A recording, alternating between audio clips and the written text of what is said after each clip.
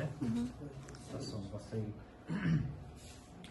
Құрметті қонақтар және жергілікті тұрғындар, әріптестер және бүгінгі қоғам тыңдауға қатысушылар, қоғам тыңдауға қош келдіңіздер. Бүгінгі кезекті қоғам тыңдауда Маңғыстаумұнайгаз акционерлік қоғамы, Жетібай мұнай-газ өндірістік басқармасының Жетібай тобындағы кен орындарындағы тарихи мұнаймен ластанған аумақтарды рекультивациялау жобасы бойынша авторлық қадағалау қызметтері жобасы талқылануға шығарылып отыр.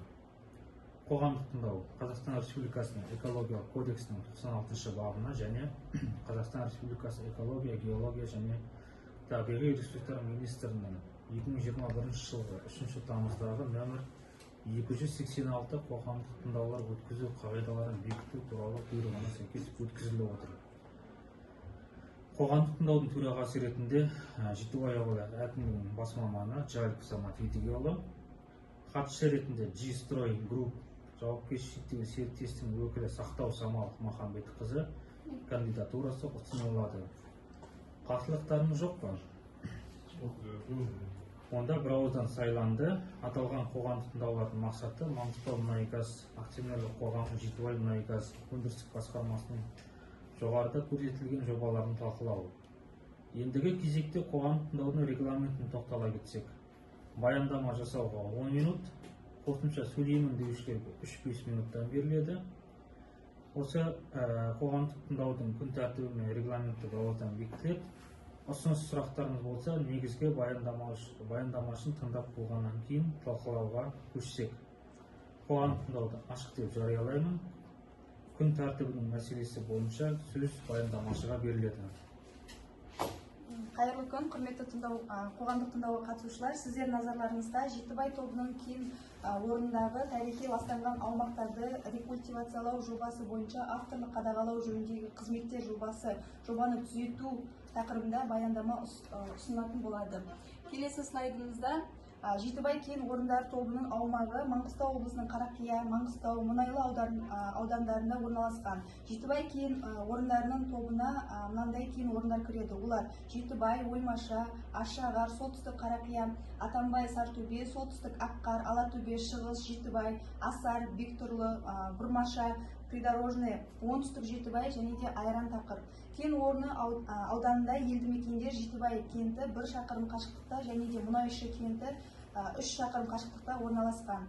Жетібай кен орындары 6358,2 гектарды құрайды. Кәсіпорын орналасқан ауданы Ақтау, Жаңаөзен, Атырау қалаларымен, Өзен, Бейнеу, Мақат теміржолымен, Қазақстан Республикасының басқа да облыстарымен, Ресеймен және Орта Азия елдерімен автомобиль жолдарымен игеріліп байланысқан. Жақын маңдағы теміржол түсіру станциялары олар Маңғышлақ, Жетібай, құрғақ мезгілде жүру үшін пайдаланылатын қара жолдар жүйесі кеңінен дамыған.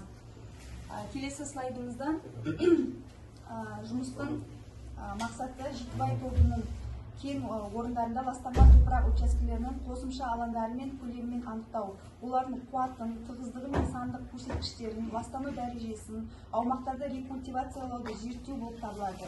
Қалпына келтіру жобасы екі кезеңде көзделеді. Біріншісі, бұл жобада қалпына келтіру жұмыстарының келесі түрлері қарастырылады. Олар тазартылған топырақты жылжыту, тазартылған учаскелерді қабатты тығыздағышпен және суару бульдозермен жоспарлау. Екінші кезең рекультивациялау жөніндегі қалған жұмыстар мердігер компаниялардың жобалау сметалық құжаттамада ескерілетін болады. Олар Жетібай мұнай-газ өндірістік басқармасының объектілерінде ластанған аумақтарды рекультивациялау, ластанған аумақтарды тазалау, қайта өңдеу кешеніне дейін қайта өңдеуге, мұнаймен ластанған топырақты тасымалдауды, мұнаймен ластанған топырақты тазартуды, тазартылған топырақты мердігер кешеннен рекультивациялау учаскесіне дейін тасымалдауды жүргізетін болады. Мұнаймен ластанған топырақты тазарту және рекультивациялық жұмыстарды жүргізу кестесі бұл слайдта көрсетілген болатын.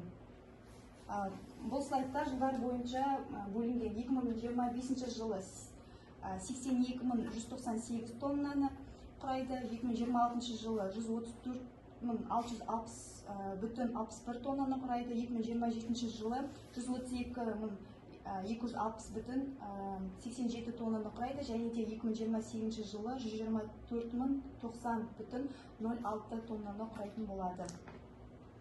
Келесі слайдымызда бұзылған жерлерді техникалық рекультивациялау жүргізу кезінде атмосфералық ауаның негізгі ластануы, топырақты игеру және жоспарлау жұмыстары кезінде биоорганикалық шаңның бөліну нәтижесінде болжанады.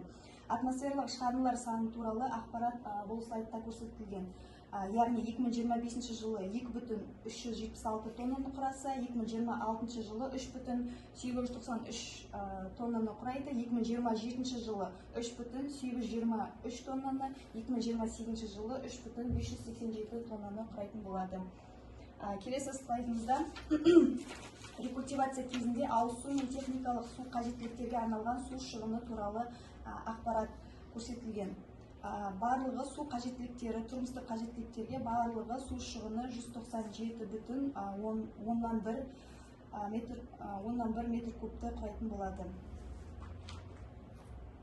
Келесі слайдымызда рекультивация кезінде пайда болатын қалдықтардың мөлшері туралы ақпарат слайдта берілген. Барлығы қауіпті емес қалдықтар 6 тоннаны құрайды. Яғни 4 жылға 1,5 тоннаны құрайтын болады. Келесі слайдымызда төмендету жөніндегі іс-шаралар теріс техногендік әсерге атмосфера бойынша топырақты ылғалдылығы, жабдықтарға уақытылы және сапалы қызмет көрсету, мәжбүрлі тоқтау немесе жұмыстағы техникалық үзіліс кезінде жабдықты тұраққа қою қозғалтқыш жұмыс істемей тұрғанда ғана рұқсат етіледі, және де жұмысты өндіру технологиясының дәл сақталуын бақылау, қалдықтарды жабық тасымалдауды қолдану, техникалық персоналды апатсыз жұмыс әдістеріне үйрету, жұмысшылар мен мамандардың кәсіби сауаттылығын арттыру, төтенше жағдайларды жою жоспарын әзірлеу, жер асты сулары бойынша жұмыс алаңына кіретін жолдарды пайдалану, техника алып жатқан аумақтарды шектеу, қалдықтарды жергілікті жинау және сақтау орындарын орналастыру, судың сапасы мен мөлшерін бақылау, жер жамылғысы бойынша жер үсті көлік түрлерінің қозғалысын жүйелеу, жер үсті көлік түрлерінің қозғалысы тек қолда бар және бөлінген жолдарда жүзеге асыру, және де қалдықтарды тек арнайы жабдықталған полигондарда көму көзделеді. Өсімдіктер әлемі бойынша бөлінген жолдар бойымен ғана автокөлік қозғалысы, арнайы контейнерлерде қалдықтарды бөлек жинау, өндіріс және тұтыну қалдықтарын арнайы жабдықталған полигондарда көму, бұталарды кесу және от жағуға тыйым салу техникалық қалпына келтіруді жүргізу болып табылады. Ал жануарлар әлеміне жануарлар дүниесін қорғауды насихаттау, жануардың өндірістік объектілерге енуін болдырмау үшін қоршаулар жасау, келісімшарттық аумақ ауданында аң аулауға тыйым салу, автокөлік қозғалысының оңтайлы бағыттарын әзірлеу, кен орнында автокөлік қозғалысының жылдамдығын шектеу және түнгі уақытта қозғалыс қарқындылығын төмендету.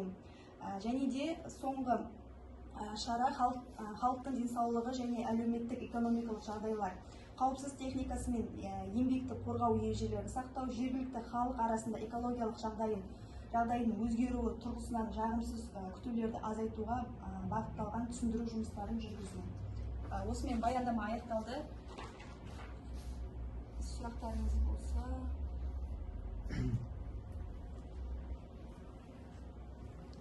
Жоба бойынша ұсыныс, пікірлер, сұрақтарыңыз бар ма?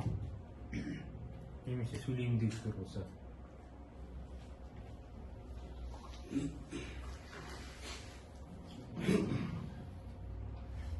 Басқарма департамент тарапынан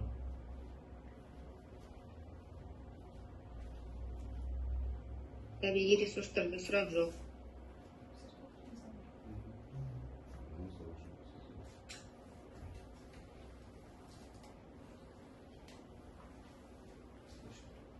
Басқа сұрақ жоқ болса, онда қоғам тыңдауды өтті. Департамент экологияда сұрақ жоқ. Басқа сұрақтар жоқ болса, қоғам тыңдауды өтті деп есептейміз. Қоғам тыңдауды жабық деп жариялаймын. Келіп уақыт бөліп қатысқандарыңызға рахмет. Сау болыңыздар.